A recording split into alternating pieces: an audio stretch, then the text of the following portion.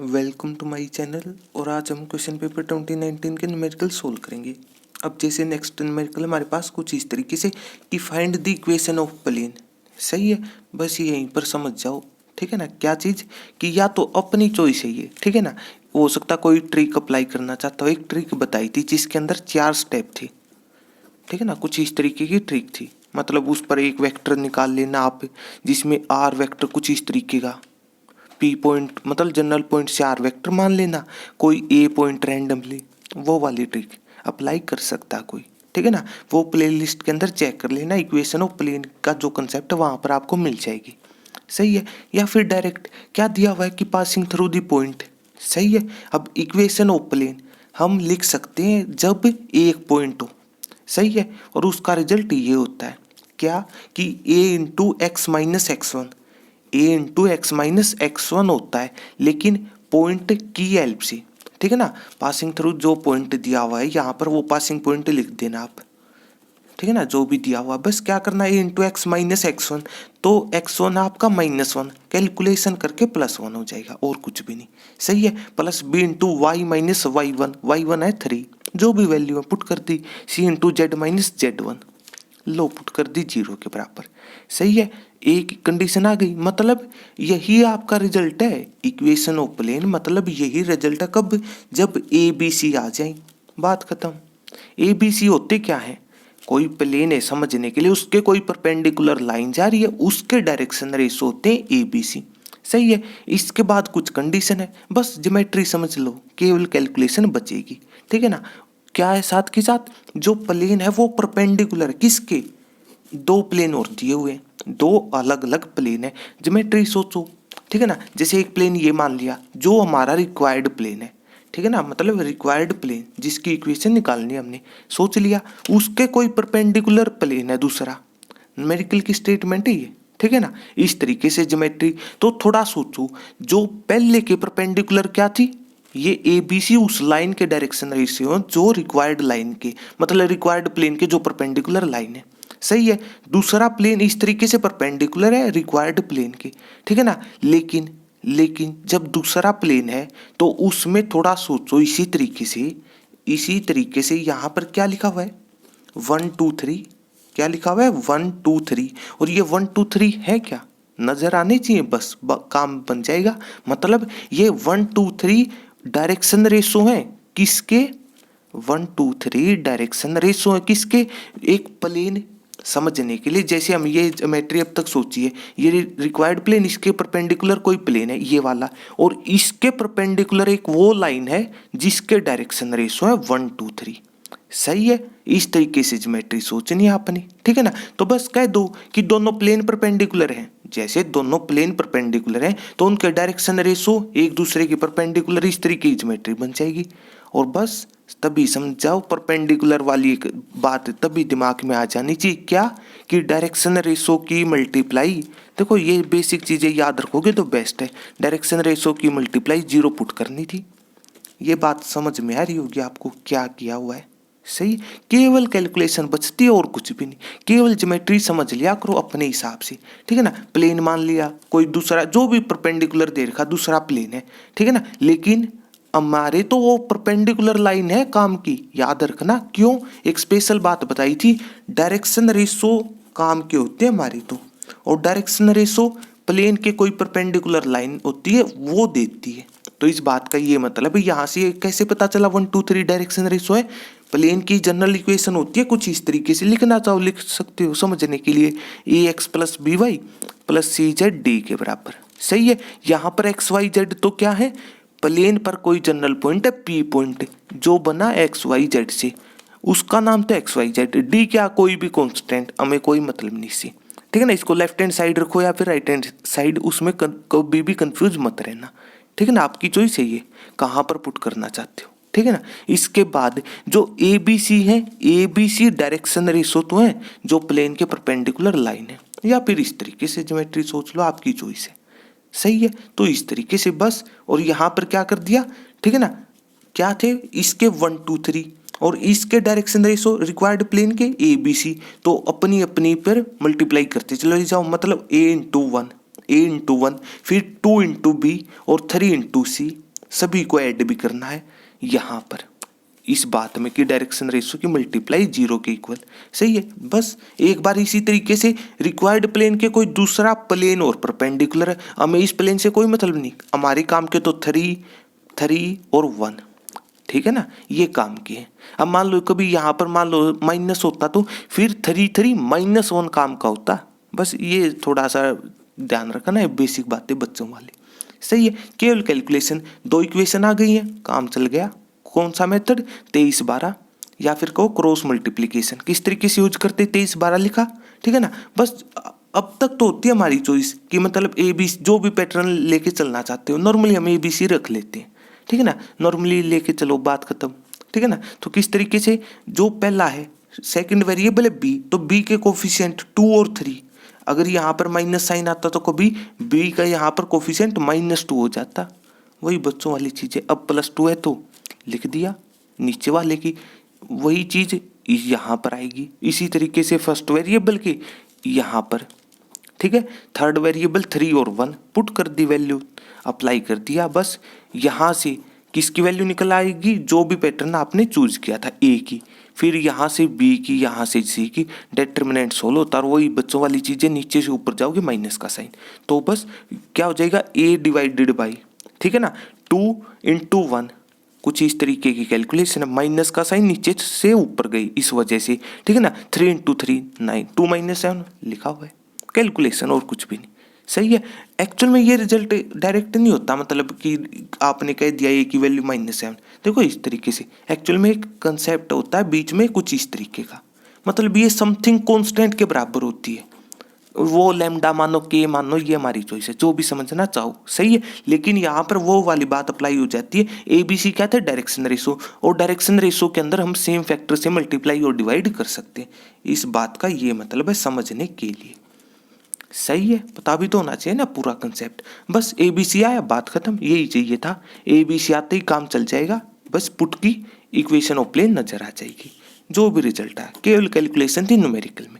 सही है, अब अगर कोई और ट्रिक बनाना चाहे बना लो, अपनी चॉइस है ये, ठीक है ना। किस तरीके से देखो, याद रख लो, +2 क्लास में जब भी इक्वेशन ऑफ प्लेन का न्यूमेरिकल आता है 3 कंडीशन मिलेंगी आपको, गिवन 3 कंडीशन मिलेंगी, और ये मेथड तो हमेशा ही अप्लाई होगा। इस तरीके से भी सोच लिया करो, ठीक है ना, वो आपके ऊपर है, जो भी मतलब तरीका अप्लाई करना चाहो।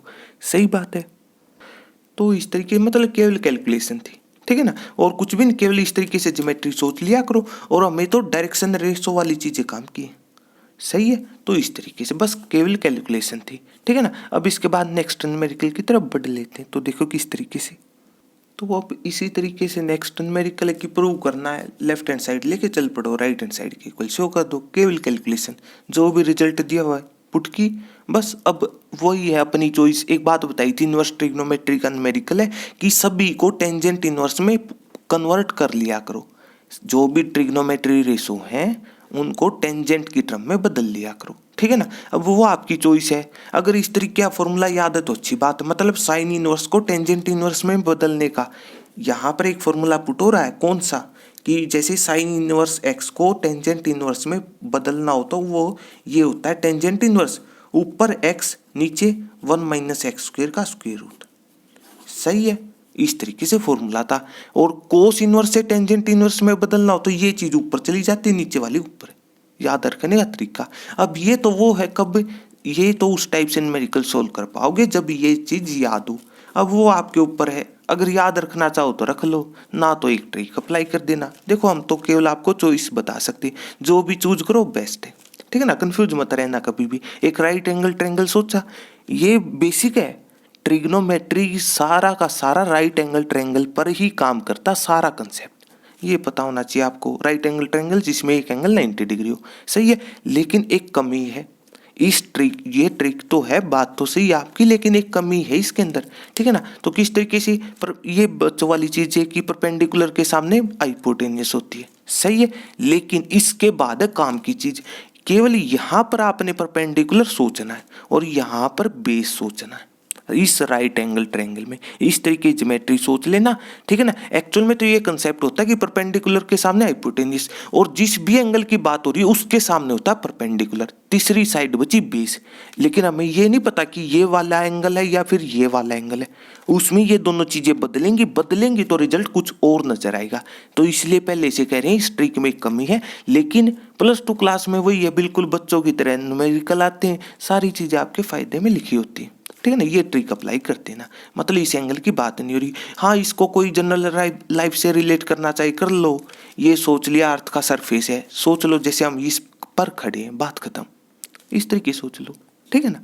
बस तो यहाँ पर एक ट्रिक अप्लाई कर देना, कौन सी, ये कि पंडित बद्री प्रसाद हर हर बोले, ये वाली ट्रिक सही है। P/E बस यहाँ पर साइन थीटा होता है, B/H का नाम कोस थीटा, इस तरीके का perpendicular by base tangent theta, सही है। तो इस तरीके से, और ये एक जब इनके रेसिप्रोकल करोगे तो साइन का जैसे कोसिकेंट, वो चीज भी साथ में चलेगी, ठीक है ना। बस मतलब ये ना निकाल पाओ तो कोई बात नहीं, इस ट्रायंगल के हिसाब से बात कर ले, साइन इनवर्स लिखा हुआ है, क्या लिखा हुआ है, जिसको भी कन्वर्ट करना हो, याद रख लो ये चीज, जिसको भी कन्वर्ट करना हो, बात खत्म, उसी को पुट कर दो किसी के इक्वल, समथिंग इक्वल, मान लिया थीटा कर दिया पुट, समझने के लिए, सही है।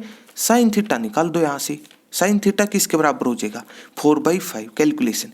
एक्चुअल में तो दोनों साइड साइन से प्री मल्टीप्लाई हुई है, लेकिन फिर भी डायरेक्ट कह दो, ठीक है ना। अब साइन थीटा देखो इस ट्रिक के हिसाब से क्या था, P/H, तो इस हिसाब से, इस ज्योमेट्री के हिसाब से P कितना हुआ, परपेंडिकुलर हुआ 4, सही है। और हाइपोटेन्यूज कितना हुआ था ना नीचे, हाइपोटेन्यूज तो 5, सही है। बेस निकाल लोगे अब तो बेस निकाल सकते हो, कौन सी थ्योरम अप्लाई करके, पाइथागोरस थ्योरम, मतलब ये वाला रिजल्ट। पाइथागोरस थ्योरम ये कहते हैं कि हाइपोटेन्यूज का स्क्वायर बेस का स्क्वायर प्लस परपेंडिकुलर का स्क्वायर, लो कर दो पुट, हाइपोटेन्यूज का स्क्वायर तो 25, बेस का स्क्वायर जैसे हमने निकालना है, प्लस का साइन, पी का स्क्वायर 4 का स्क्वायर 16, तो ये इस साइड आएगा तो माइनस का तो 9 हो जाएगा, कैलकुलेशन है। तो बी कितना है, √9, सही है। एक्चुअल में तो स्क्वायर हटता है तो प्लस माइनस का साइन आता है, ठीक है ना। लेकिन माइनस साइन खत्म क्यों, क्योंकि डिस्टेंस कभी नेगेटिव होता है, सारी बातें चलती हैं साथ के साथ, ये नहीं कि कभी कोई बात मतलब नहीं होती, हमेशा चलती है, लेकिन वो यहाँ पर डिस्टेंस में खत्म हो चुकी है, हमें पता होना चाहिए। बेस निकल चुका है, टेंजेंट थीटा क्या था, P/B, टेंजेंट थीटा कितना था, परपेंडिकुलर था 4 डिवाइडेड बाई, ठीक है ना, बेस अभी निकाला 3, तो मतलब, ठीक है ना। तो टेंजेंट थीटा किसके बराबर हुआ, 4/3, देखो ना लिखा हो तो बताओ, है सही बात, लो कर दिया पुट। लेकिन वो ट्रिक में पता है क्या कमी है, जैसे यहाँ पर हमने क्या किया था, P/H, इस बात का ये मतलब है कि जैसे, अब ये थोड़ी ना कि डायरेक्ट कंपेयर कर दिया कि ऊपर वाले नीचे वाले, ये चीज नहीं होती एक्चुअल में, याद रखना ये बात है, इस बात का ये मतलब है। लो यहाँ पर ये भी ट्रायंगल बनेगा, याद रख लेना इस तरीके की बातें, कि मतलब जहाँ पर, ठीक है ना, जैसे P/H था तो P मान लिया जैसे 4/5 और बेस रह गया 1, सॉरी हाइपोटेन्यूज इस केस में। लो यहाँ पर एक थ्योरम में रिजल्ट क्या होता है कि हाइपोटेन्यूज सबसे बड़ी साइड भी होती है, 4/5 तो जैसे 0.8 आएगा, 1 से तो छोटा है, बात खत्म, सही है। इस तरीके का केस बन सकता है, तो पहले से एक कमी भी बता दी ताकि वो चीज़ें पता होनी चाहिए एक्चुअल मतलब है क्या, लेकिन +2 में वो चीज़ें आपको तंग करेंगी नहीं, तो अगर कोई ये ट्रिक अप्लाई करना चाहे कर लेना, सही है, वो आपके ऊपर है। डायरेक्ट फॉर्मूला याद रखना चाहो रख लो, कैलकुलेट कर दो, ना रखना चाहो इस तरीके की चीज़ें अप्लाई कर देना।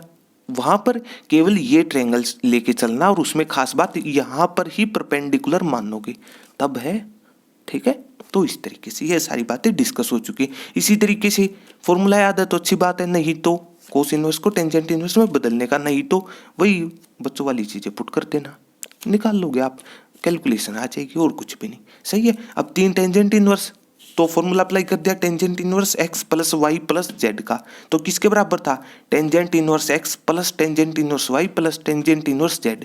फॉर्मूला याद है तो पुट कर दिया, तो क्या था, tangent inverse x plus y plus z, minus का साइन, तीनों की मल्टीप्लाई, कैलकुलेशन है, नीचे 1 माइनस 2 के पेयर की मल्टीप्लाई करो, यहाँ पर मल्टीप्लाई, एक बार इन 2 की, एक बार इन 2 की, सभी के साथ माइनस साइन, केवल कैलकुलेशन कर दी, सही है।